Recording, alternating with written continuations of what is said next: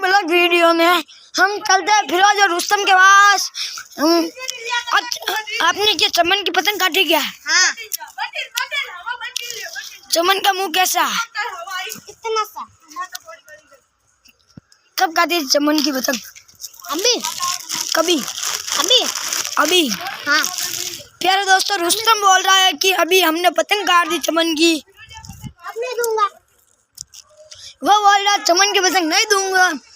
फिरोज के पास चलते हैं। कि पतंग काटी क्या? हाँ, हमने चमन की पतंग काटी थी। और ये रहा फिरोज की पतंग वापस उड़ रही है। प्यारे दोस्तों, वो है साइना।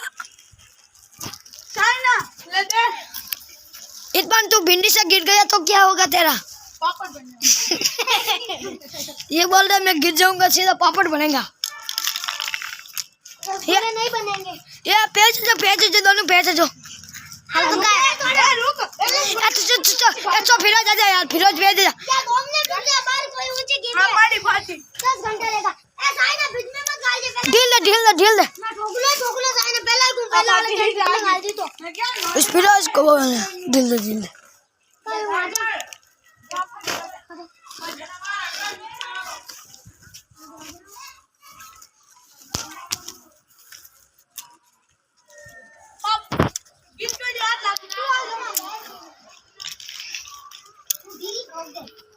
और थारी दोनों आलू को मैंने दिल गड़ी आलू जो लगती है।